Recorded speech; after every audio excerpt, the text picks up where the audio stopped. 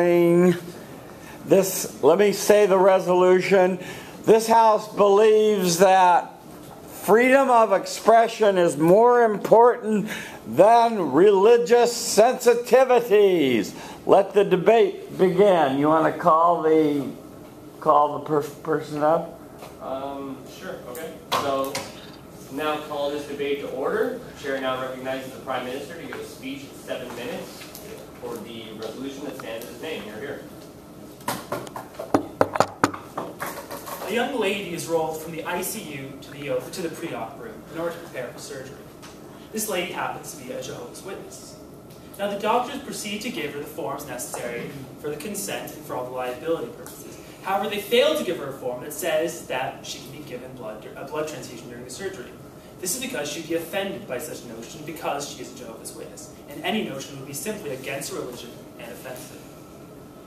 Now what happens is she goes into surgery, and the surgery's going fine, until it isn't. Until a blood transfusion is needed, and she can't be given one.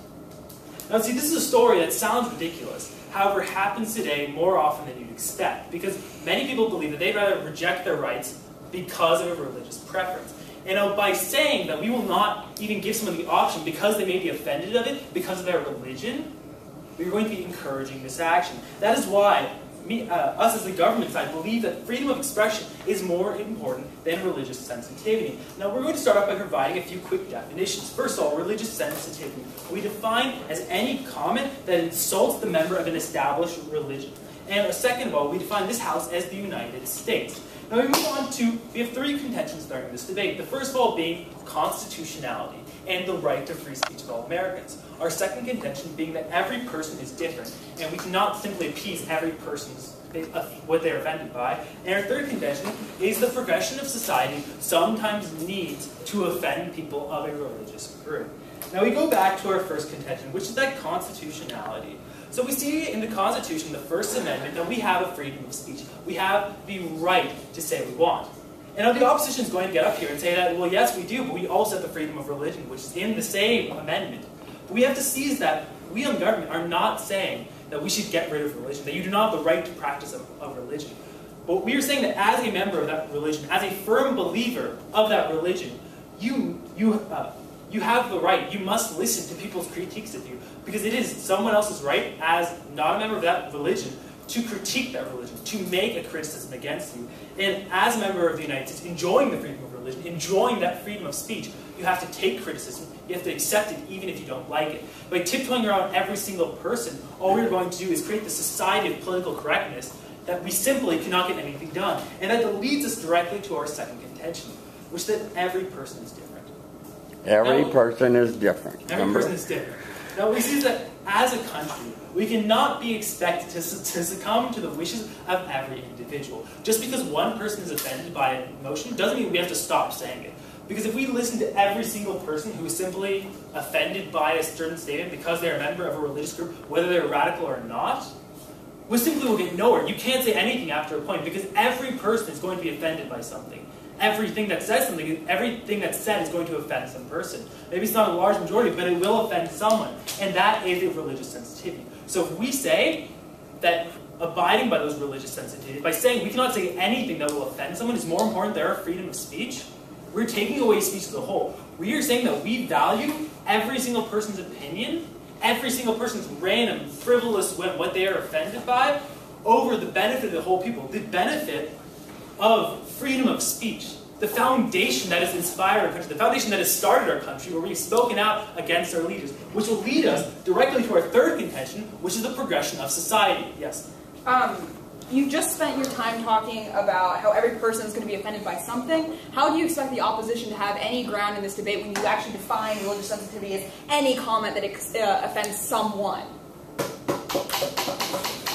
Oh, that's simply not true. We have not defined the debate as any comment that has offended someone. We've defined the debate as any comment that insults a member of an established religion, which, being fair, is really the most basic definition of a religious sensitivity. I'm sorry, if we could define it as any comment that insults like a radical of a religious group, it simply would not be fair for the government. This is the inherent definition. Religious sensitivity is something that is insensitive to religion, and that is perceived by the member of that religion.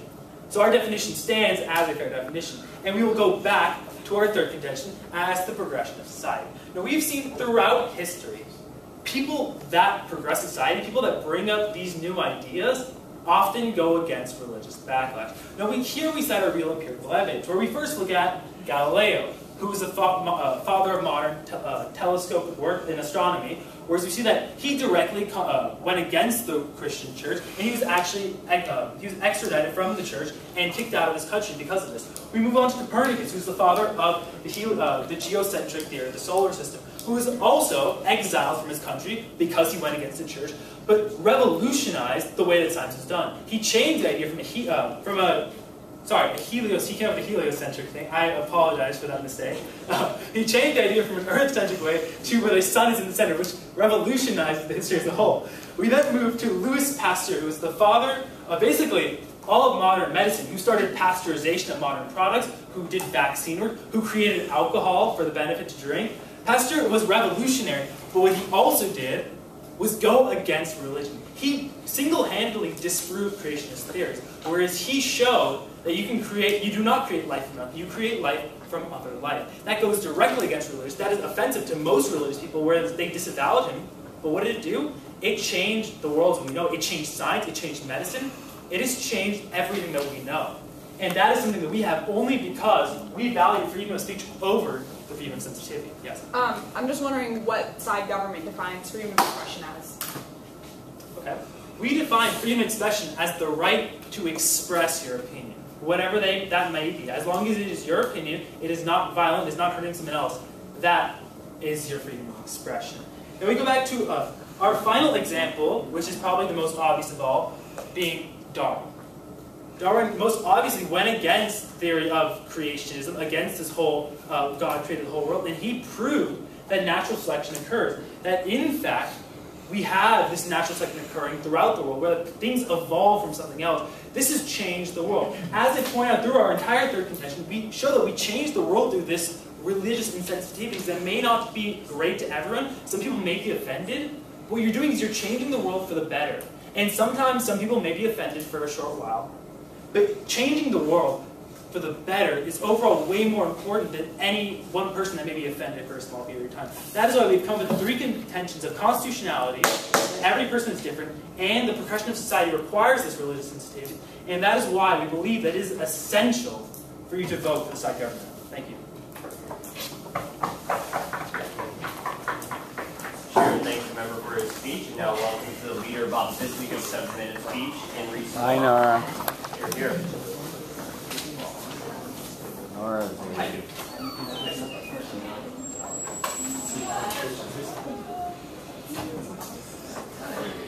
Too much freedom of expression, man.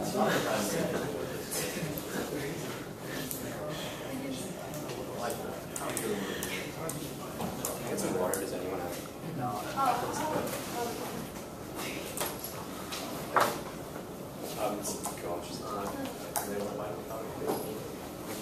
Wow, Gene, you're prepared.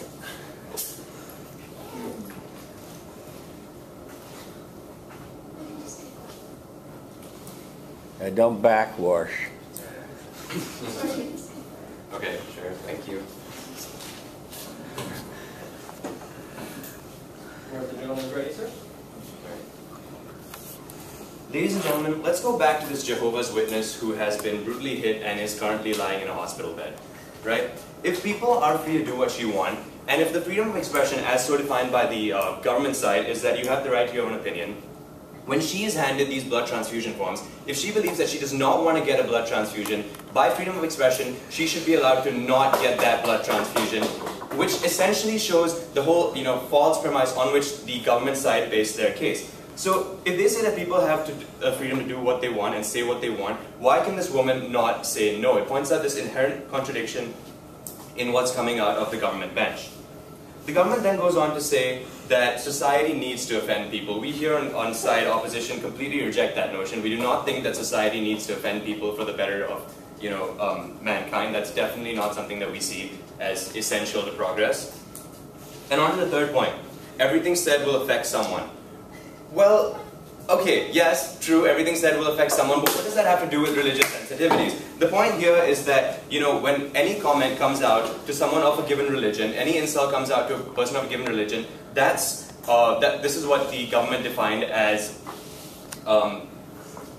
this is what the government defined as religious sensitivity. Any comment that offends a person of an established religion. We don't see necessarily how that is the right definition, because that implies that a certain comment or a certain insult can have non-religious connotations. So if a person insults someone on a religion, on a reason based, not on religion, that counts as a religious sensitivity, which we feel is inherently wrong. We feel that this definition needs to be any comment that offends someone of a given religion, but only when the context of which this insult is stated is religious, and only when it actually offends the person's religion. It would be futile to continue this debate going about the definition that was originally stated. Now, ladies and gentlemen of the House, side government just brought up, Galileo and how he, his thoughts were, revolutionary, how everything that he said was beneficial to mankind, and you know what, we agree, we don't see that as a problem. But when we talk about freedom of expression, and especially when we're talking about the United States, that so values freedom of expression, when Edward Snowden came out and said that the NSA was monitoring people and invading their privacy, for some reason, his freedom of expression was not valued, and he is now in hiding, apparently somewhere in Russia, because of the fact that he cannot get a valid sort of status here because of what he said. Now we essentially see that as a problem. We essentially see that you need to value religious sensitivities more than freedom of expression, though we're not denying the importance of freedom of expression as a right. Yeah. So you just brought up the example of Edward Snowden, who released all of these problems that the NSA was having, and you've exactly shown in that aspect why freedom of sensitivity is so much more important than anything else. Freedom of expression.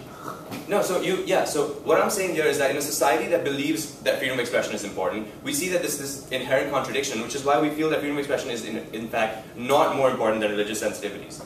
And no one said that going against religious people is wrong. That's not what we're saying here. We're saying that the values and the norms that religious people hold need to be respected in order for society to function, as it needs to, and in order to change the world for the better.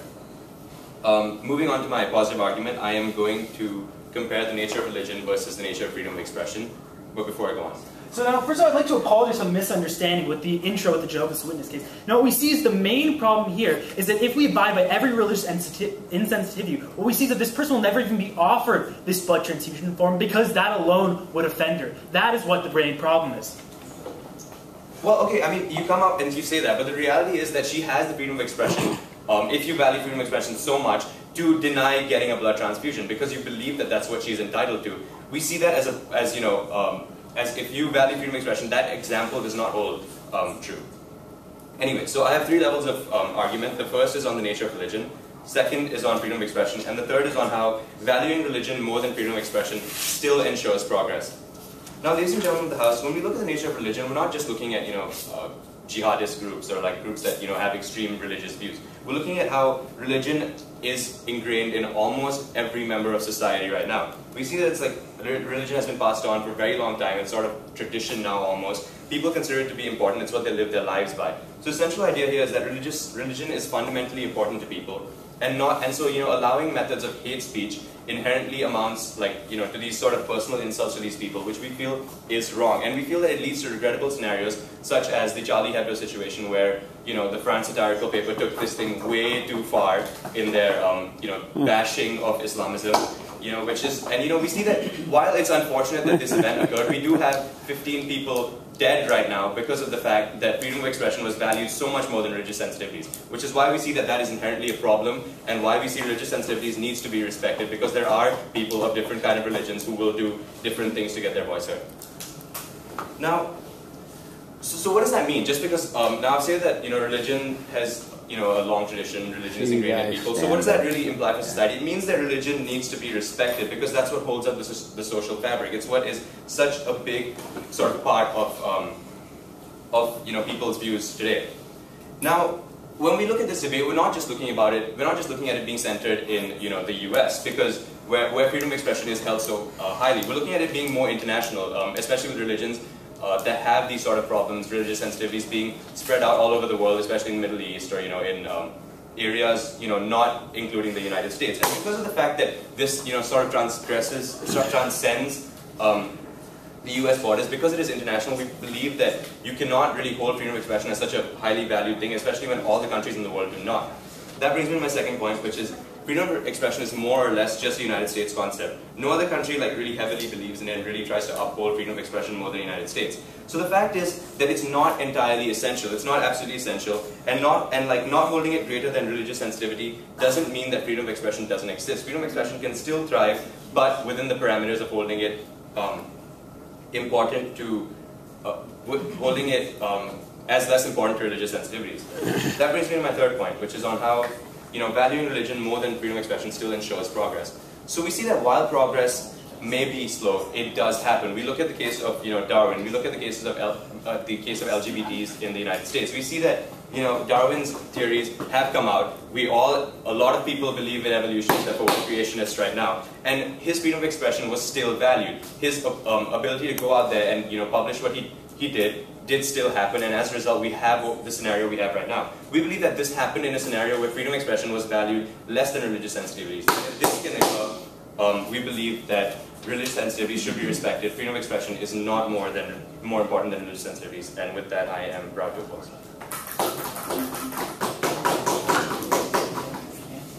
Chair thanks the member for his speech, and now I'll invite the Deputy Prime Minister to give a 7-minute response and to read over the debate to the office.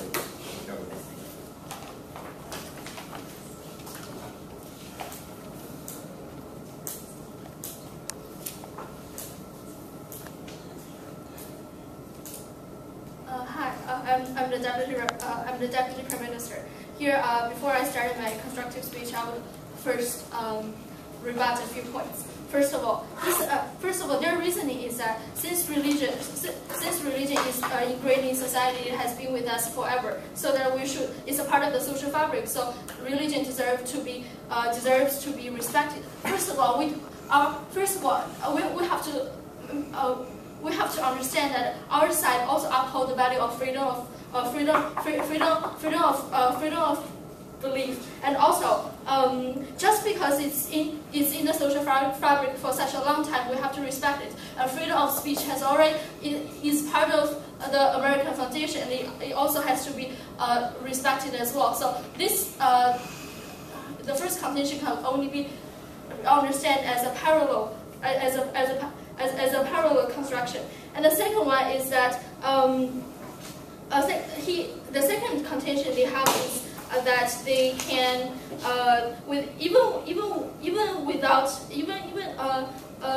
value more religious sensitivity can also ensure freedom of expression. Yeah, so you stated that freedom of expression in the United States is important, and we agree to that. What we feel is that freedom of expression internationally should not be considered more important than religious sensitivities, because that is in fact not what other countries value.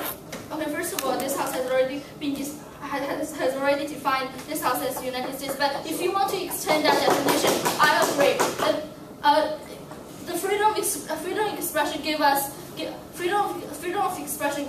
the power to criticize our government, and outside of the United States, a lot of government is connected strongly with religious groups, and if you forestall those speeches against religious sensitivity, you're also forestalling the criticism against government, which is something against the democratic value. Also point again. We agree that this House has been defined as the United States, but if someone in the US makes a comment that offends someone internationally, do you not think that the person internationally can still retaliate, or is still going to create a problem? Yes, that is going to create a problem, but we think that problem does not worth the freedom of expression, and that's why essentially this issue is an issue of extent essentially an issue of extent rather than contradictory beliefs. First of all,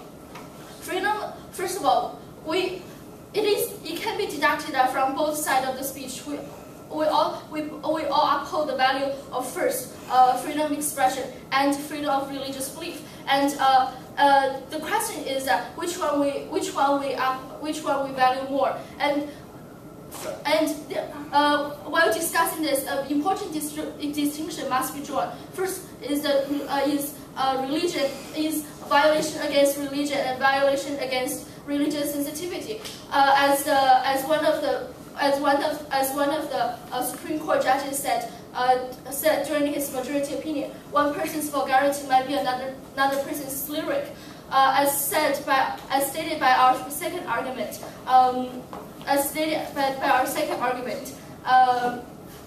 the violation against religious sensitivity is hard to define, and each person can be easily offended by. Each person with religion can be easily defended by any speech. So this is not a valid construction. And going back to the distinction, religious sensitivity. We all believe that religion is part of the humanity, and religious sensitivity is also a part of humanity, and freedom of expression is also a part of the humanity. But the question is, religious sensitivity only concerns the human expressions and sentiments. But while the freedom of expression is something that all human beings share. And then if we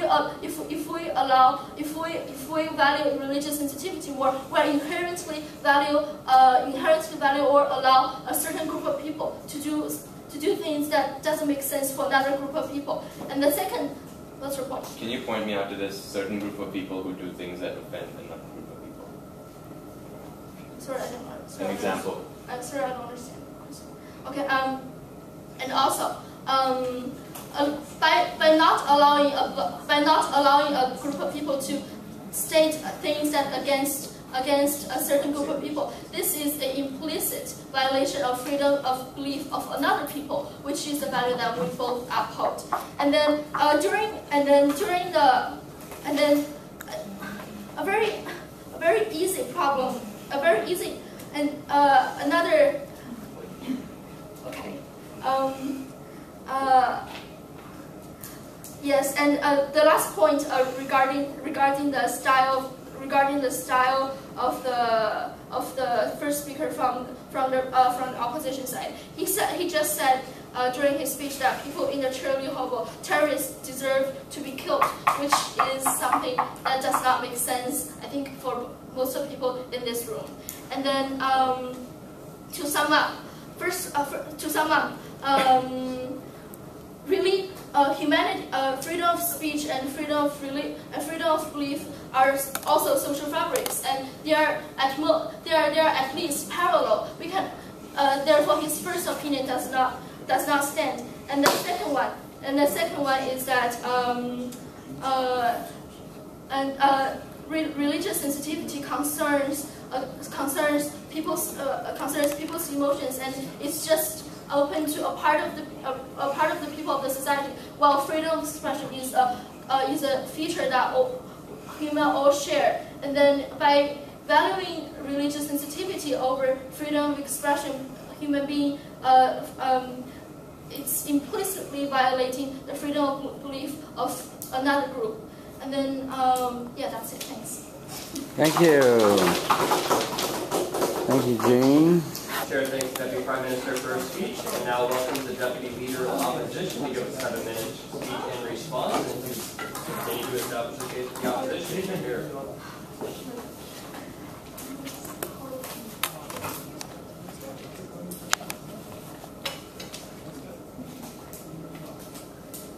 Okay, thank you for having me. I just want to respond to some of the things that you said before I present. Persuading the judge only. Okay, yeah.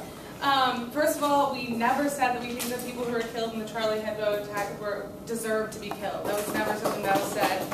We said that their deaths were a result of people insulting other people's religions, and that therefore, if we just respect each other's religions, that they would not have died, not that they deserved to die.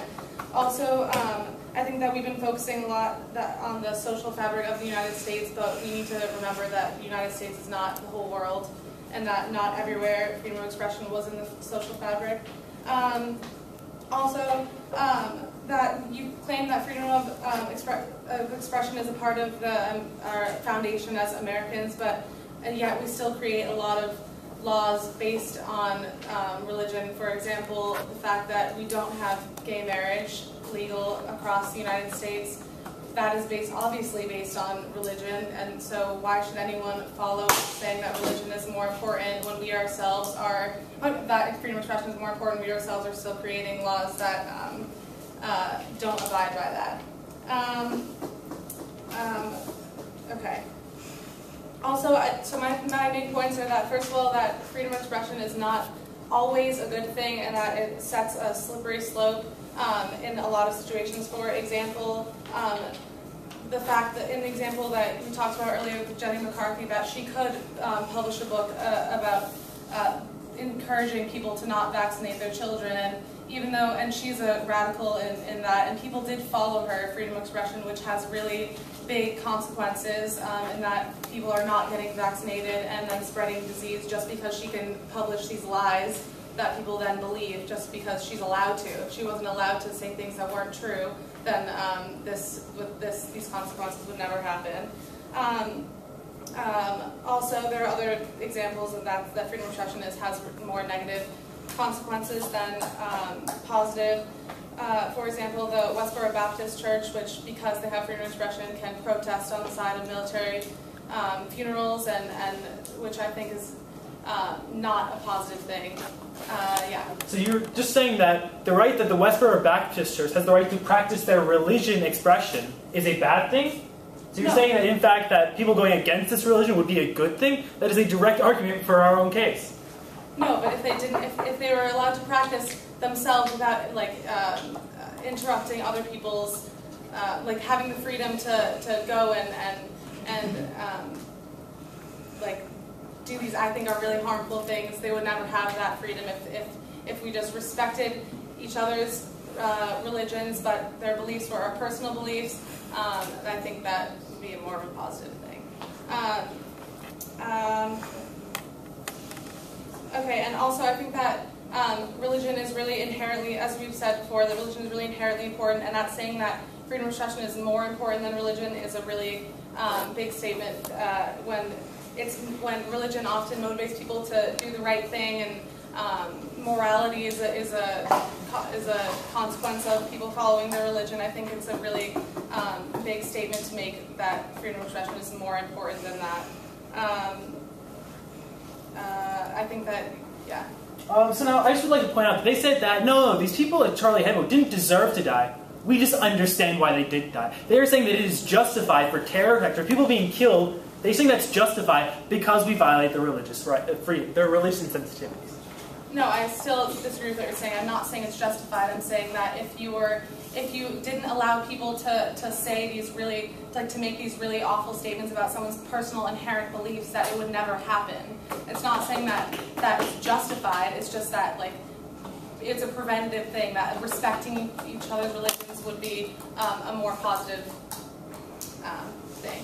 Also, I just don't see why insulting people's religion is inherent, why it's so important to our society. Why can't we respect each other's beliefs? And we do live in a world, like you said, that people are very different, and why shouldn't we just respect each other's personal beliefs and values without, insulting each other's? Are you done? So in summary, I've shown you. Okay, so in summary, I've shown you that freedom of speech is not always a good thing, and it can have a lot of negative consequences in our society, and that the United States is hypocritical in saying that we believe in freedom of speech is more important than religious beliefs when we still have laws in place that are come on the basis of religious beliefs, and that we should respect each other's beliefs. There's no reason to not do that. And so how should I vote? So you should support the opposition. Thank you. Thanks to everyone your opposition for speech. That concludes the front half of this debate. So we'll now move to the member of government to give a 7-minute speech to extend the case from the opening side government and to propose their own. Here.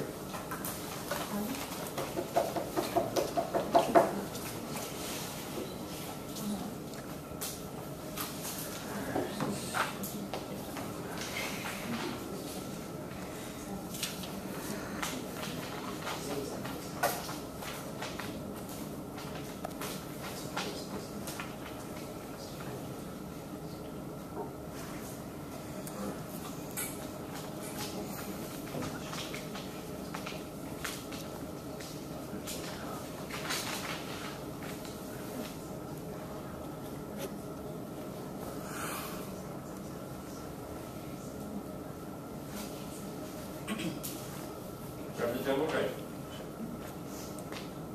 Mr. Speaker, in today's debate, which is a value judgment debate of saying why should freedom of expression be given precedence over religious sensitivities, the central idea on the back half of side government is that when something is going wrong within religions, or even within the global society, or even within the local society, we believe that freedom of expression should be allowed, because that is the only form of corrective measure that we have in today's society, because people are only through that way are going to listen and ensure that certain action is going to be taken to ensure that such fallacies or even such mistakes within the societies are corrected. Now, before I move on to my constructive case of telling you as to why freedom of expression should be given precedence on religious sensitivities, I would like to get into a few points of contentions.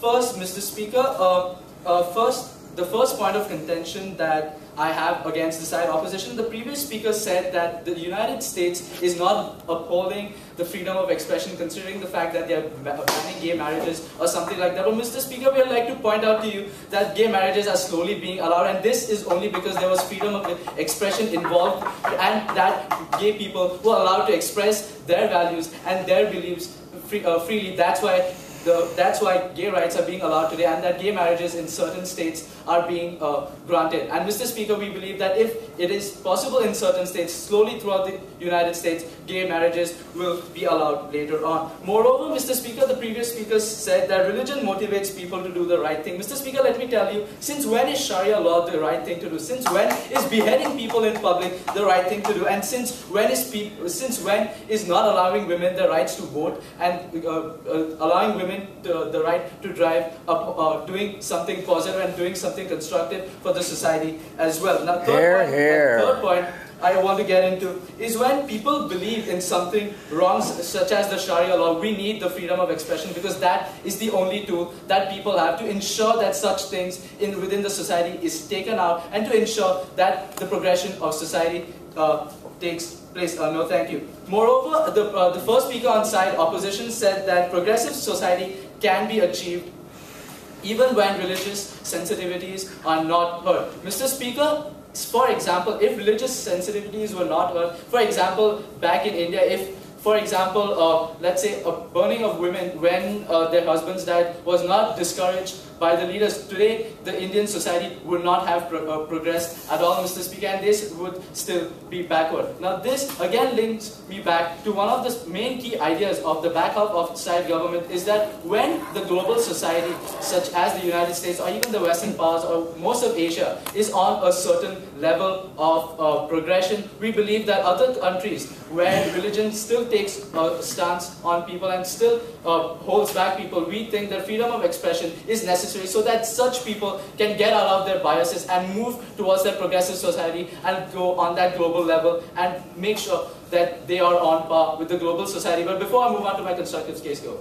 Mr. Speaker, member of government points out that freedom of expression is one of the only tools that we have in combating religious problems.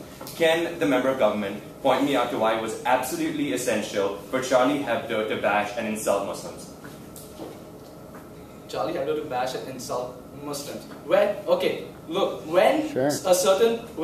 certain people within certain societies are still anti-Islamic due to the fact that there are terrorist attacks that being taken place, and in order to express their emotions, they only have such tools of freedom of expression. And we believe that when people have such when people have such deep-rooted emotions within themselves, they should express it, because we believe that this would only help society to get educated, and this I will show you how it will go within my constructive case. Now, moving on to my constructive case, Mr. Speaker, I would like to talk to you. The front half has already talked to you about how it can lead to a certain progression within society, but I'm going to talk to you about how the freedom of expression is a moral duty of people. It can also, in a way, it is a moral duty of the people. It can lead to education within the local societies as well. Now, Mr. Speaker, moving on to my first point in my constructive case, why is there a need to criticize when things are certainly wrong? Mr. Speaker, when you criticize through our freedom of expression, we are telling people that there are certain things within the society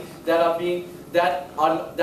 happening which are wrong, and that we need to correct this. As a result, what this happens is when people face such criticism, such issues actually come to light within the local society, and that people slowly become aware of what the common problems are within the society. Now, in order to show how there is a need to criticize and what will its benefits, I would like to take the example of Yale's case, Mr. Speaker.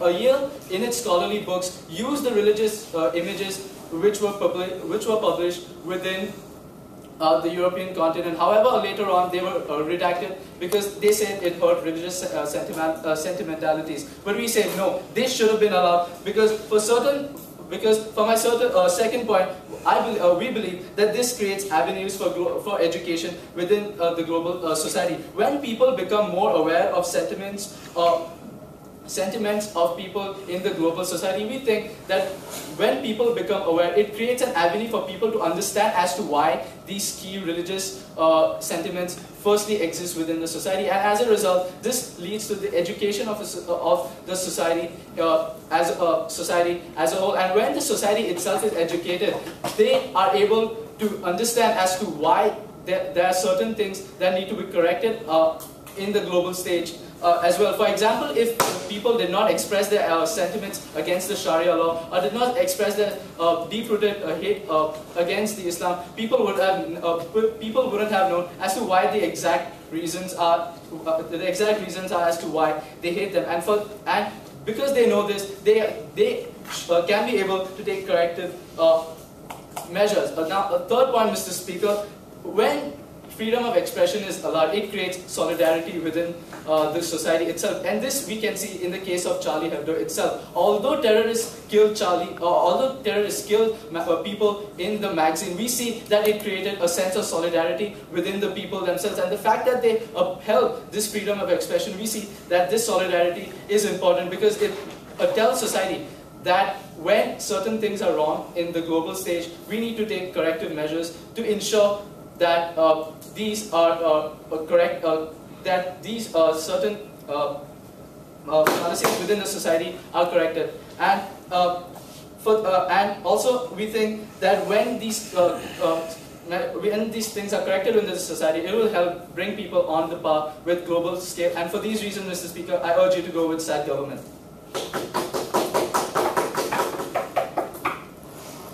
Chair, thanks, Mr. Speaker, for his speech. And now welcome the member of opposition to give a 7-minute speech in response. You're here.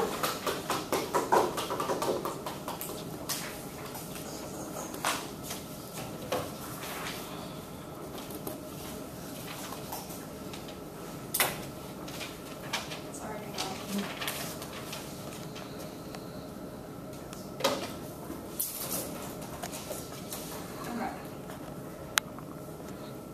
Everyone ready? Before I begin any rebuttal and any constructive, I'm actually going to talk a little bit about the government side, what they've come forward now and said.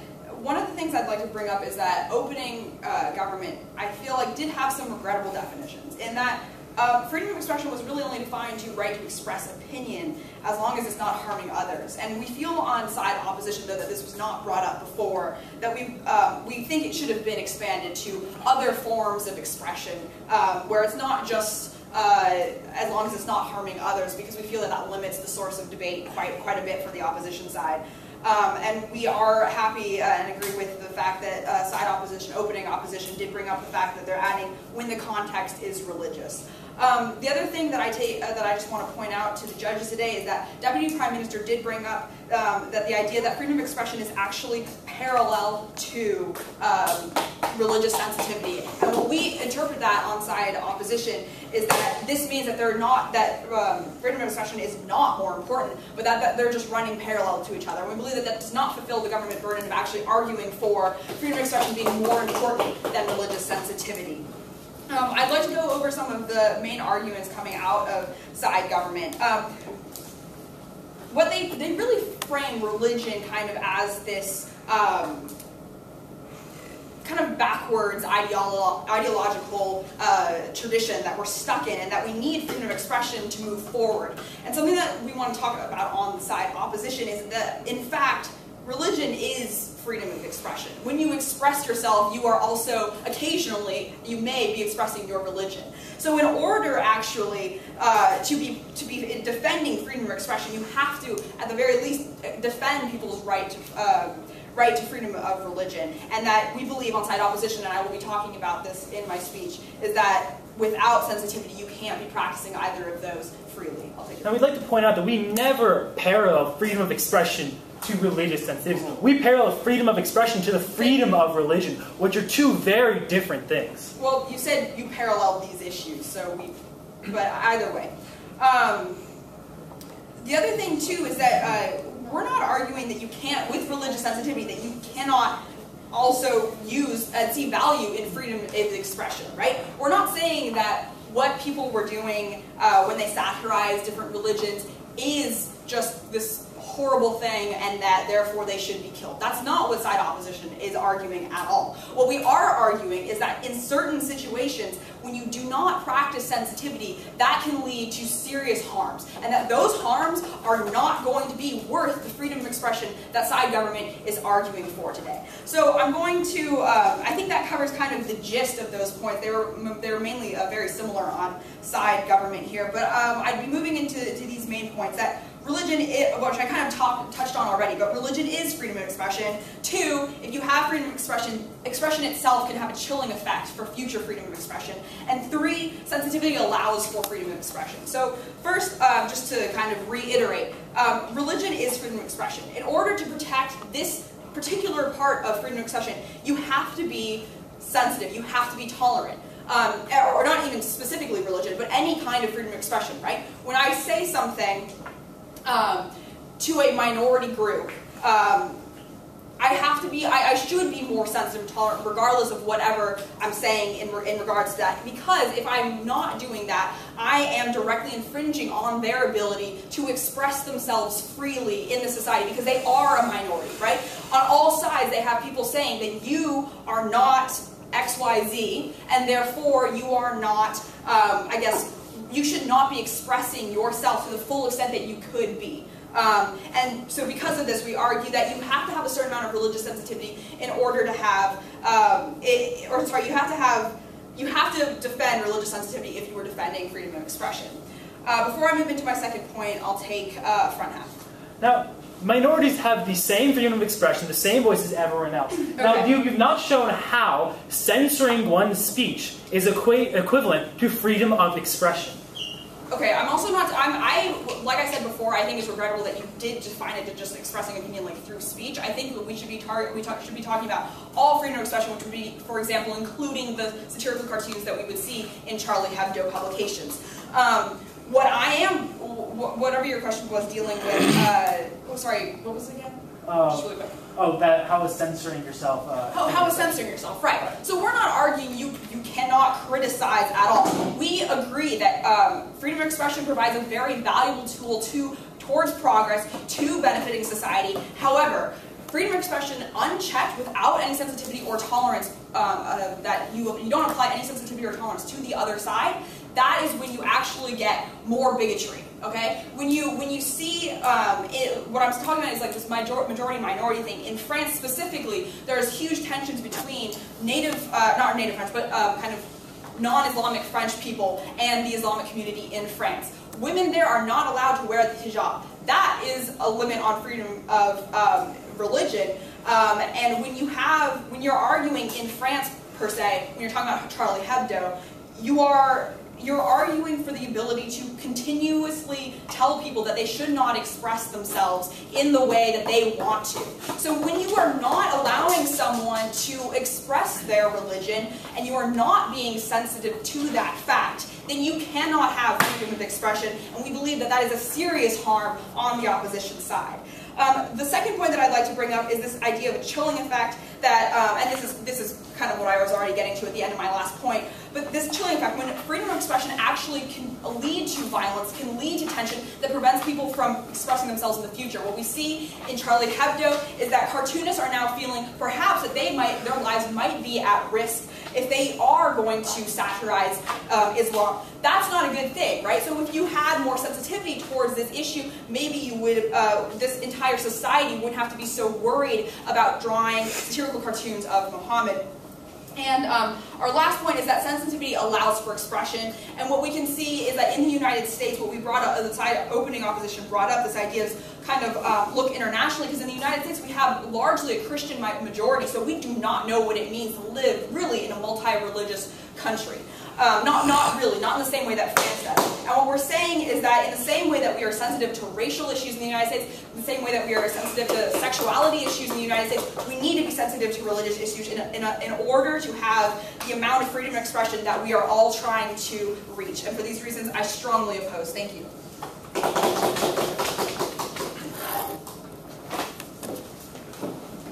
Chair thanks the member of government of opposition for her speech, and welcomes the government whip to provide a 7-minute summation speech and to complete the case for the side government. You're here.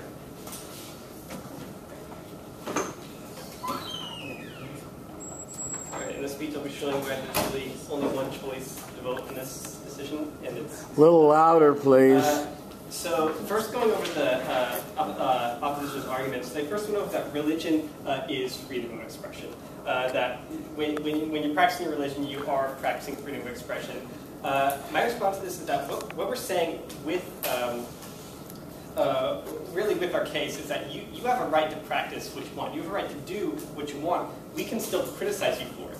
I mean, someone could criticize me, say, Justin, you need to take a bath, Justin, you need to get a life, but I don't have to do those things. So really, that's really what we're saying. You can still practice your religion, you can still believe what you want. However, we can say those things are wrong. They use examples of saying that they kind of merged it, saying that when we criticize this, we're kind of violating freedom of expression. I would say we're really not, because she used the example of France not being able to wear the hijab there. That really is sort of a violation of freedom of expression, something we're saying you should be allowed to do. We're saying that's more important. However, what we're saying is that you can really still criticize, and you can still criticize religion. You can still say, well, we don't think this religion is right. We think what you're doing is wrong. You're still allowed to say that. You're just not allowed to really block what they're doing. We're not saying that we should be able to basically. We're not saying we should be able to block people from believing what they want. We're saying really that freedom of religion still really still is important. That's what we're saying. But we're saying that being able to criticize this religion is basically also very important. So moving down to the next argument, that really they said that more sensitivity leads to more safety. They these examples of terrorist attacks in France. We shouldn't be criticizing people because of these really extreme terrorist attacks, where people will go out and bomb, for example, the cartoonists in France. My response to that, actually, I take the opposite example. The people that do these bombings are the ones that need to be criticized. Really, if we avoid this, we're sort of almost in a way agreeing with them, saying you should be allowed to go on with your beliefs. You should be allowed to have these extreme beliefs and not be criticized for them. Yes. Do you not believe that going on killing people and bombing people is a form of freedom of expression? No. So moving on, yeah, basically by not criticizing extremists, by sort of avoiding this, we're basically saying these extremist ideas should be able to run free, should be allowed in our society without criticism. We're basically, in a way, sort of helping extremists, helping the ones who do these bombings by saying that religious sensitivity is more important and we shouldn't be criticizing this. So in a way, I'd say that these terrorist attacks basically show why freedom of expression is essential and is more important, because we really should be criticizing these extremists, preventing these horrible acts. So moving down to the government's points, I'll be summing this up in really 3 big points the government has made. First, in the first speech, the government pointed out that really every person is different, and yeah, really, we really can't say anything without offending someone. So basically, there's an extremely large variety of religions. We really can't say practically anything without insulting one of these religions. So basically, by saying religious sensitivity is more important, we're almost in a way saying that you can almost have no opinion because basically the variety of beliefs people have. Moving up to some of my partner's arguments, we showed that really, progressive society, we have this progression in society when we show that freedom of expression is more important, because it shows these problems in society when we have this freedom of expression. Like my partner used an example of countries which really I believe they had the law that burning women was legal, and by sort of having this freedom of expression, by allowing people to criticize that, it eventually was outlawed. I believe that's the example he made. But the point is that when we have freedom of expression, we can really criticize these acts. These acts really show what's wrong in society, in societies which have these large problems with religious groups and such as the terrorist attacks that we've talked about. Yes. So how would you respond, though, to our point that if without sensitivity you actually lead to more bigotry because you're not allowing people to actually fully express themselves? I would say that's not really true. People can express themselves, but people can also be bigots and criticize them for expressing themselves. We're saying that bigotry, we're not encouraging it, but I mean, it's fine if you express someone else, even if you think you're better than someone else. We're really saying that you really just can't stop them from believing that. You can't, pass a law saying we're outlawing this religion. We're saying that you really can believe whatever you want. We should be able to criticize really your religion completely. So that's really what we're saying. We're saying you can, like I said earlier, you can believe whatever you want, but people should be able to criticize whatever you believe. So, like my partner just brought up, that really this shows problems in society, really allows societies to change. Really, without freedom of expression, societies really wouldn't change at all, because people would just be doing what's acceptable to society, and you can't change when you're just basically just limited to that. So the next point that my partner brought up was that it created solidarity. That it really kind of like it gained people the mindset for the issues that the example he used was after the attack in France. It really sort of this freedom of expression, allowing people to criticize these religions, brought people's attention to this problem. It brought more people's attention to the problems of these terrorist attacks, of these horrible acts. So really, what this causes is that it really, when we allow this freedom of expression, it allows people to criticize these problems even more. So in conclusion, what we can see is that when we allow freedom of expression, we basically get greater change in society. We allow people the issues become more aware, we can see what's wrong in society, and we can change from that. People still can believe what they want, but everyone is allowed to criticize what they do. Thank you. Gene, tell Theodore again. For his speech, and now invite the opposition whip to give 7 minutes speech. Are we inviting the whip to use the restroom? Did I use today? Yes. The chair will now invite the whip to go use the restroom real quick, and then we'll come back and give 7 minutes. Oh my God. Waiting for that again. The camera is rolling. Can I say this on? No. Finish on that time. We'll have you guys give a short opinion, and then we'll have them come back and ready to write their opinions. On the basis power. Yeah, on that resolution. Okay, so I should say if I agree or disagree with Well, Oren, who won? who would win? Oh, okay. You too. I really won.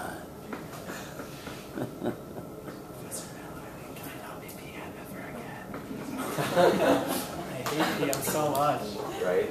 I hate not being able to refute anything. Yes, I can't stop the I tape. can never refute. It kills me. So we could have some discussion while we're waiting for. I needed more rebuttal in my speech. I couldn't find it on the other page, so that is why it's lacking. Yeah. It's unusual. One thing, can we start? I got the tape rolling, so I'm just trying to save us time so we can get out of here. So you mind? Is that okay? You mind if I say a few things? So to Austin, don't send notes to your partners. It's a novice move. Oh, is that not allowed? No, it's not allowed. It just looks bad. It's allowed, but It's loud, looks bad. I didn't know Cuts that. your credibility. Oh, really? Yeah, don't do that. It's a novice move. Oh, that was like so like status. Okay, I didn't know. No, Not cool. well, Okay. I'm glad you did it in practice, so you won't do it in That was like totally competition. like that's what you're supposed to hope for all the time. No. Oh, I had no idea. Okay. Okay, I'm glad you're ready to roll. Okay, good.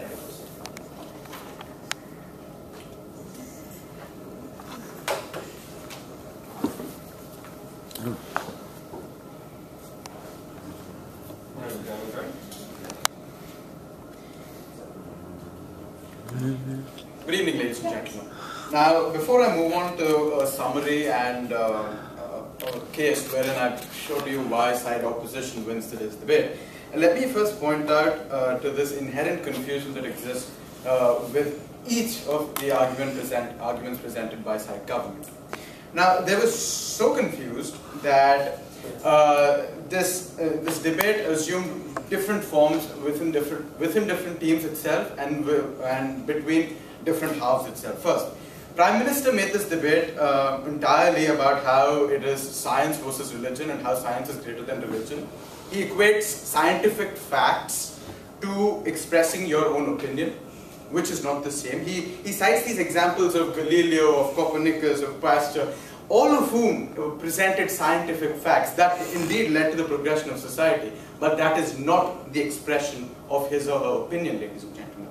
And then he also presents cases where you have instances of Jehovah's Witnesses and blood transfusion and how it is constitutional to accept to accept freedom of expression as more important than religious sensitivity.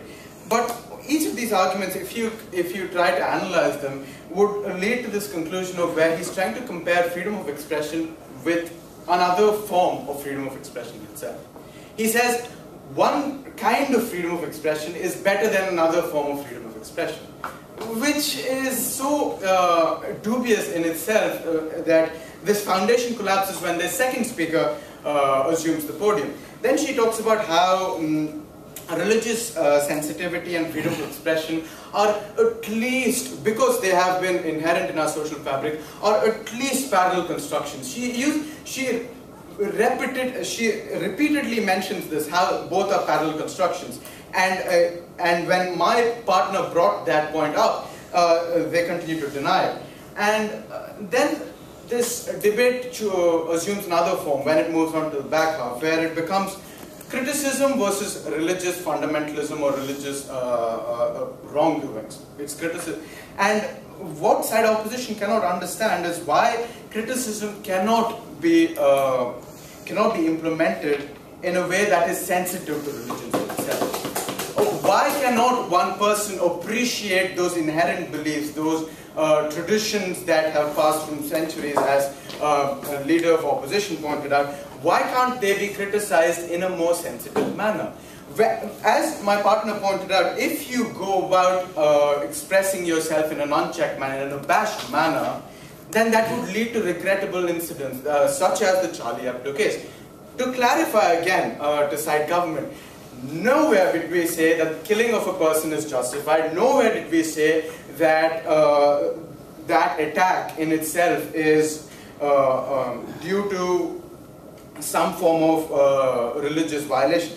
We were simply stating that if you cannot be sensitive, if you try to criticize religion, try to criticize a god in itself in the most brutal of ways, in the most heinous, in the most diminishing of ways, then that can lead to regrettable incidents. We do not support the acts of those terrorists, but those unfortunate incidents can take place if you do not account for religious sensitivity. And then what happens in this debate is they cite examples of sati, which is women being killed when their husbands are killed, and how that was freedom of expression versus religious sensitivity, which is not true, ladies and gentlemen. What happened in the 1930s is that the British Raj unilaterally took an action to curb that religious practice. It was not freedom of expression. It was not a particular person or a particular group standing against that practice, but instead it was a government taking a political move against a certain act. And then they also talk about how freedom of expression has educational value. Yes, it does have educational value, but when that expression is of a deep-rooted hate, as he mentions, of a deep-rooted emotion, of something that is anti-Islamic, then that does not have educational value, ladies and gentlemen. In fact, that is propagation of hate speech. That is propagation of something that is harmful to society in itself.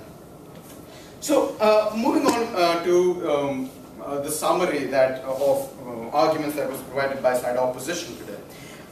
We mentioned and we clearly said how freedom of expression is not as universally valued as religious sensitivity in itself, and how even when this house is defined as the United States, we must take into account of religious sensitivities and the priority or the precedent that is given to religious sensitivity across the globe when you try to criticize another religion. And moreover, this very aspect of criticizing religion in itself, we have repeatedly faced instances where you criticize Sharia law or another aspect of Islam, and that was largely the example cited by side opposition. And to this we have this to say, ladies and gentlemen. Now, even if we were to consider Darwin or Copernicus or Pasteur as expressing their opinion as opposed to establishment, they were Christians who were opposing or criticizing their own religion. And that, although that was ostracized, they were ostracized for doing that, that inherently led to positive change in ensuing centuries. On the other hand, you have a majority religion trying to say that you are wrong, you are a foreign entity from their perspective, and this foreign entity tries to say that you are wrong, what you believe in is wrong, you should adopt our values, you should adopt our practices, because we are right, because we are the majority. That becomes minority suppression. And that is what we're against, ladies and gentlemen, where you cannot impose your values, your beliefs on another religion simply because you are the majority in this context. And moving on, we also have talked about how within the United States itself, where we appreciate racial sensitivity, where we appreciate cultural sensitivity or sexual sensitivity, where words such as the N-word cannot be used in a social context simply because it offends another person or another race. Why can we not adopt the same approach when we talk about religious issues? Why can we not be sensitive to, let's say, the Prophet's expedition to the mountains where he discovered Allah, or why can't we be sensitive to how women are maybe incorrectly treated, but they are treated within a different religion?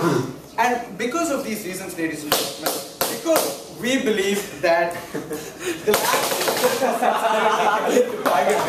we should vote side opposition, and that is why we went to this. Thank you. Very nice. Okay, we invite you to cross the room and shake hands with your opponents. Briefly leave the room. Okay. And we will invite you back in 3 minutes.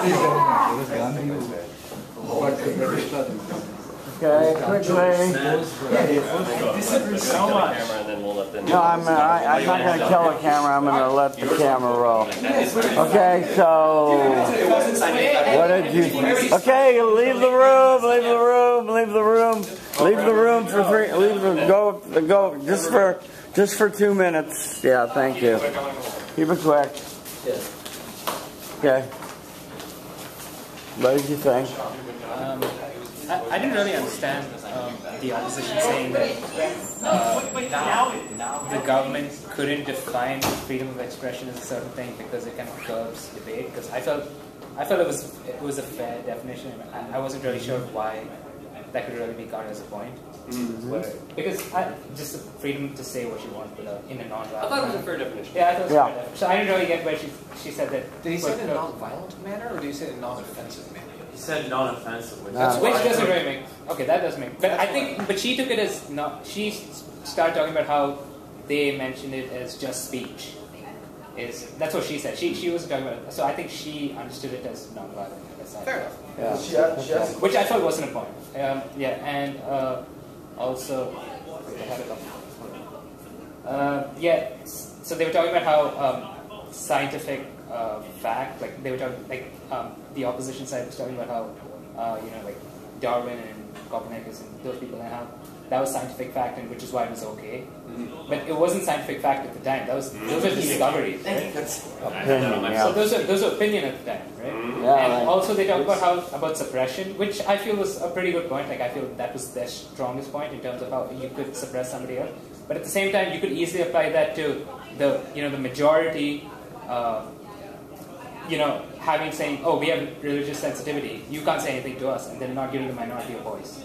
That could easily be a thing as well. So overall, I mean, I don't know if that's my own bias kind of coming in where I support the government, so I'm not sure if that's the case. That's fine. I thought they were more eloquent. Like I thought you're aware of your bias, so that's a good thing to be aware of. Be aware of it and take that into account. So I felt they kind of did present that points. I mean, they were more confident in general. Like I thought. But again, like I basically disagreed with almost all their points. Okay. All right. And I think the most interesting point was the suppression thing, which is kind of what I was thinking about when I was kind of going through my head of why could freedom of expression not be as important as sensitive things. Okay. What? So I think as a team, I think the closing opposition was the strongest in terms of arguments. They really had like the essence. I think when and also just a question.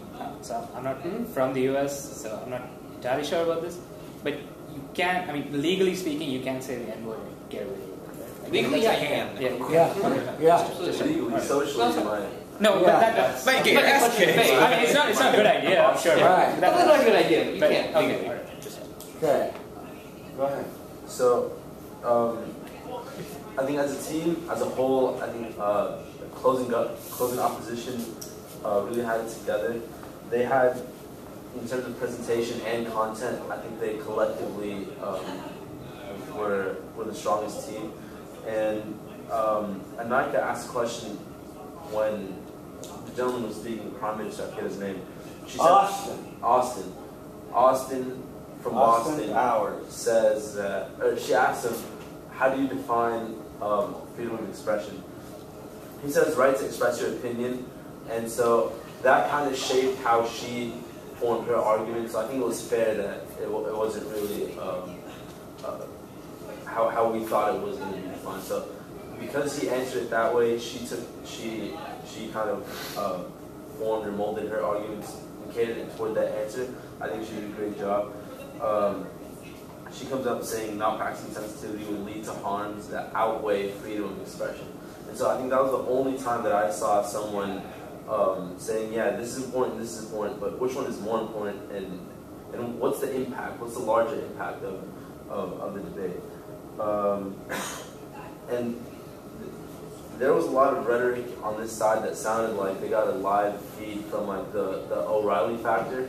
And so I was thinking like, okay, what is like women, I mean, not having like their license and not being able to vote? Like, yeah, it's a good point to bring up. Yeah, but also like, let's talk about being. Let's focus on the topic. You know what I'm saying? Like, I think they're kind of getting sidetracked with like maybe religion, how religion oppresses people indirectly somehow. But like, they kind of lost sight of the bill or of the policy. Whereas the two closing members of opposition really had the bill in mind. Good, thanks. Theodore, Real quick, I think, first of all, I don't like the argument with the hospital. I think that was a wrong way to start the speech. Yeah, I agree. Yeah. I was really off with me. Furthermore, I don't like that he define freedom of expression as the freedom to say any opinion that isn't offending someone else. Because I think that just gave the other side the victory right there, but they didn't use it, which is also like, why didn't they say something about that? Yeah.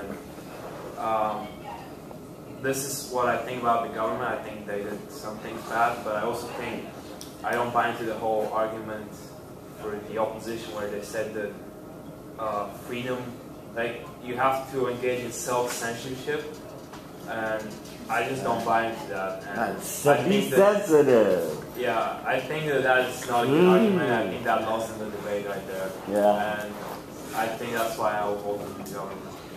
Okay, good. Shane, can you take the podium? I'm going to film you and give you the critique, and we'll do it the same way, person by person, and we'll roll through it. All right, come on in. Thank you, guys. Thank you. Good thoughts.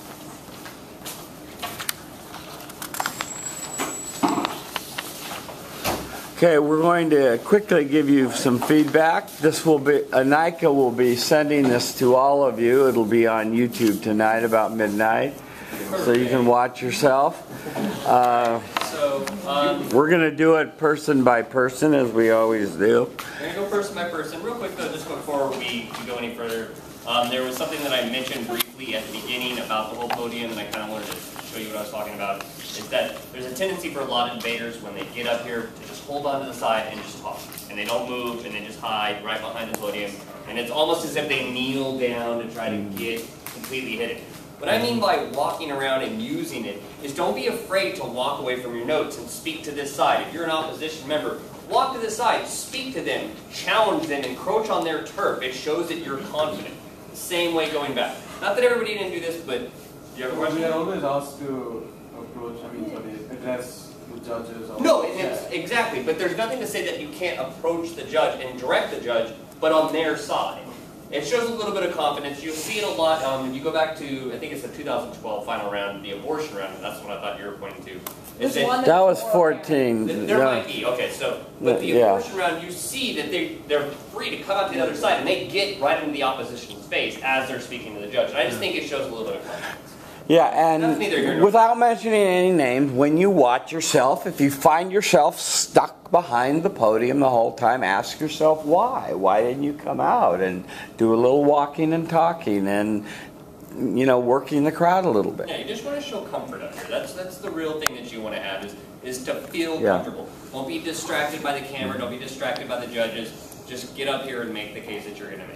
So, with that said, we'll get right into the Prime Minister, so Austin. First thing I want to say right off the bat is your use of POIs to the round are awesome, especially when you're coming from the Prime Minister spot. That is key. The only way opening government is ever going to win is if you stay in the round, and the only way to do that is POIs. So, kudos to you on that. I know a couple other people have some other things they'd rather say about some of the points you made, so I'll defer to them on that. But go ahead. Austin. I heard about him. I'm okay. You haven't heard him yet. Yeah. I hate to say it, but I think this is probably actually the worst speech I've heard from him. I agree. I actually have written here, claim, no support. You made a lot of blanket statements. You really didn't back much up. You showed me no links even when you did an example. So you'd have a claim, you'd have some kind of example, you had no link between them.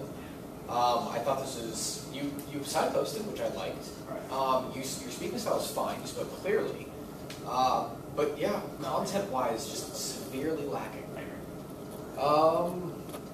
Yeah, that's pretty much my main thing. This is what I was talking about to you during office hours today was, you know, the assertion was there, beautifully stated, but we didn't get a lot of the reasoning and the evidence to substantiate your assertion. Yeah, it was also to tie back into the whole thing where it's a slippery slope, and I just completely missed it. That was where the intro and everything tied into. I just completely missed the whole point. So the way I look at something like that is you laid out this really nice plate before me, but there was nothing. It was just it was terrible. Real quick, not everybody was thrilled with the hospital analogy. Well, because the whole thing was it was supposed to tie back through a slippery slope, where if you start caring so much about what people are offended by, then you start walking on eggshells, and you stop even offering them the thing because you don't want to offend them.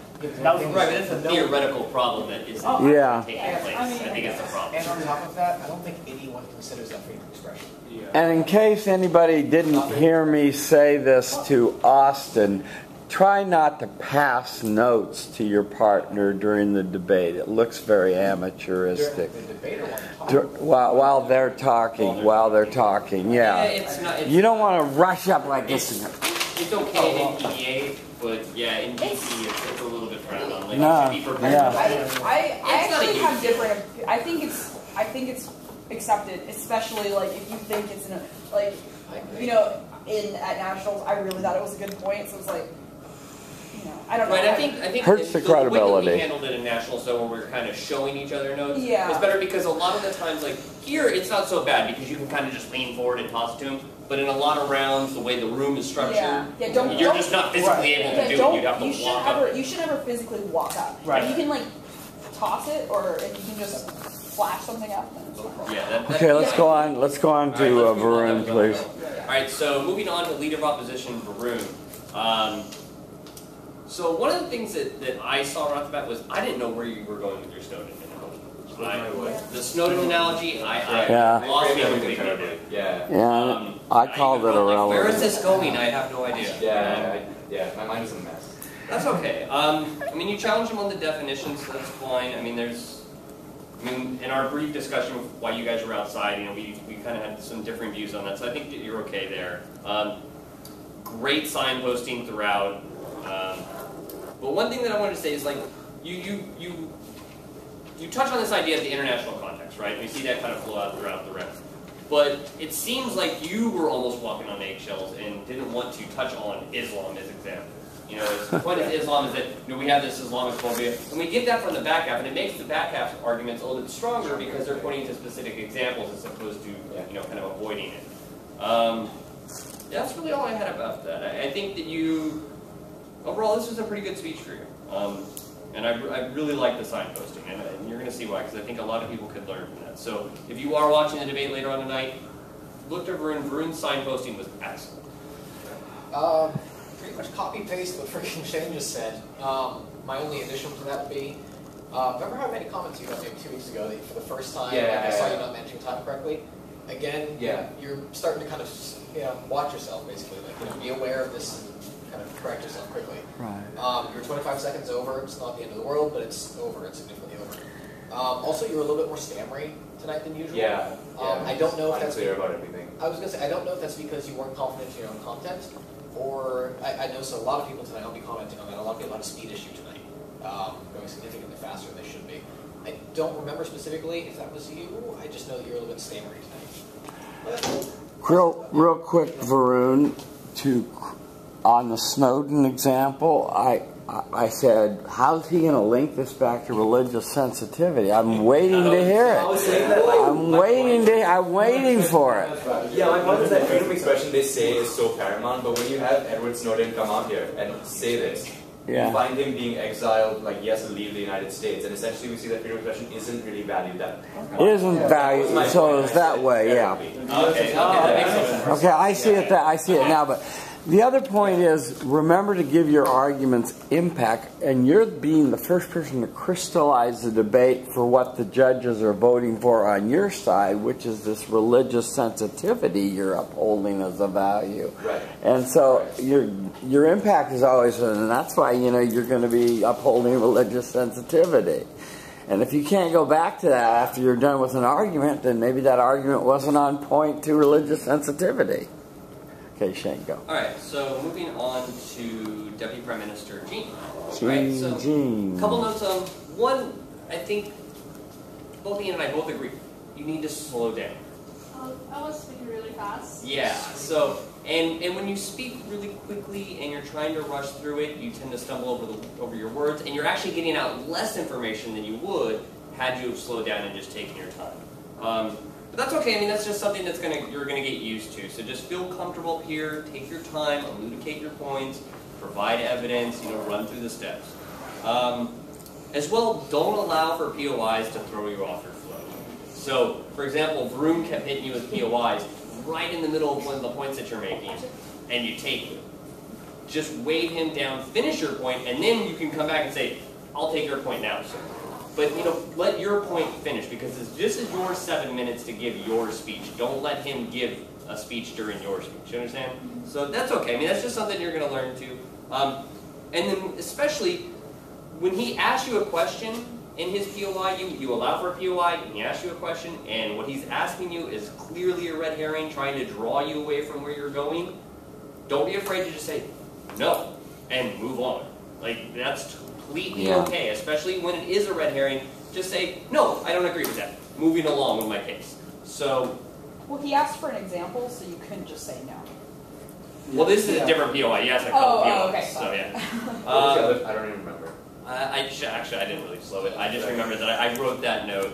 And then obviously the big one that we get from the back half that they rightfully pointed out is that you did concede the idea that both of these are valued, that freedom of expression and religious sensitivities are equal. And if you do that, it kind of defeats the entire purpose of more importance. Okay, So I thought I said like many states in this country value freedom of expression and freedom of religion the same, but then there is a difference between freedom, the difference between religion and religious sensitivity. I agree with you, and fundamentally you're right.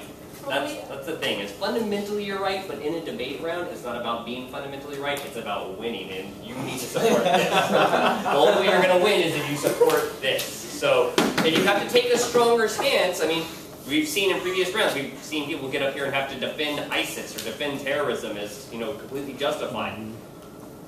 Sometimes you need to take a stronger stance. So, go ahead. That's all I wanted to say. Oh, caught me off guard. I might be, right? Yeah, freaking primary. My main note actually here is about the speed thing. Freaking, I really do think you need to work on that. And my personal opinion on that, just slow down, and take a breath. I mean, I will. If I'm a judge, I will not begrudge you 5 seconds. Just sit there. Okay, and just calm down. It's not that bad. that's about all I got to say on that one. Just take it easy, relax. You're just debating. It's not a big deal. My quick comment to Eugene is watch the tape tonight. I want you to watch the nonverbals that you give when you're being questioned, especially when you interrupt your arguments. You give off a lot of fear and looking frightened. And I want you to mask that. I want you to look confident when you're, no question and throw me. And the second thing I want you to do is, I was praying you would look at me occasionally. I know I'm an ugly guy and all that, but you want to try to persuade your judge. And I didn't get a lot of eye contact. And you want to look up from your notes a lot more and look out at your audience and see how they're doing with you. And so work on burning eye contact with your judge, okay? That's my big point to you. Okay. Go. All right, so moving on to Deputy Leader of Opposition, Elizabeth. So in your reputation, you're right. I mean, and I think this is something that I did want to highlight, is that Vroon in his speech never did explicitly say that the Charlie Hebdo attacks were justified. I mean, that is correct. He did not say that. However, it is kind of implied when you say that, well, if they hadn't gone so far, then the attacks wouldn't have happened. Well, it's kind of shifting the blame. It rings a little bit too close to, if she wasn't wearing that, then that wouldn't have happened. If you'd been a little more sensitive. Yeah, it's a little